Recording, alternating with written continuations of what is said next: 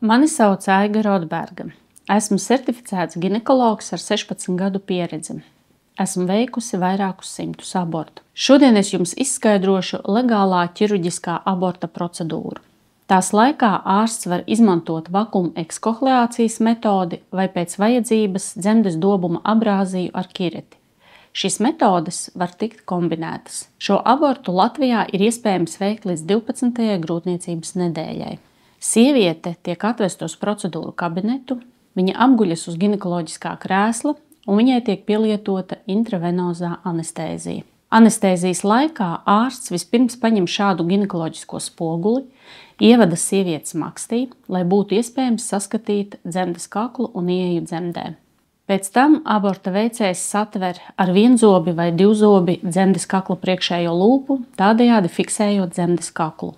Ar dažāda izmēra Hegāra dilatatoriem ārsts dilatē, jeb paplašina dzemdes kaklu līdz nepieciešamajam atvērumam. Pēc tam dzemdē ievieto cauruli, kuru sauc par kanili, un to pievieno vakuma atsūcējiem. Tiek ieslēgts atsūcējs, un ārsts lēnām vada kanili pa dzemdes sienām 360 grādu apjomā, tādējādi saraustot embriju daļās. Un dažu minūšu laikā rociņas, kājiņas, galva, ķermenis, kā arī placenta tiek iesūkti lielā stikla traukā. Pēc šīs manipulācijas ārsts izmanto kireti, pārbauda dzemdes dobumu, vai ir izņemtas visas augļa un placentas atliekas. Īpašu uzmanību pievēršot dzemdes dobuma stūriem.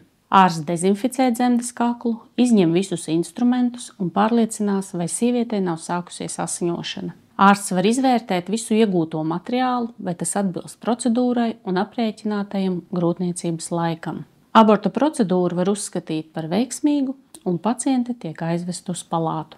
Aborts var izraisīt vairākas nopietnas blakus parādības, piemēram, smagu asiņošanu procedūras laikā un pēc tās, dzemdes un dzemdes kakla bojājumus, augļa olas retenci, kas ir nepilnīga dzemdes iztīrīšana, endometrītu jeb dzemdes iekaisumu. Aborts var būt nesekmīgs, un grūtniecība turpina progresēt. Dzemdē var attīstīties rētaudu un saaugumi, kas var sekmēt neauglību. Visbeidzot, kā jebkura invazīva metode, arī šī palielina risku inficēties ar vīrusu hepatītu B un C un HIV infekciju.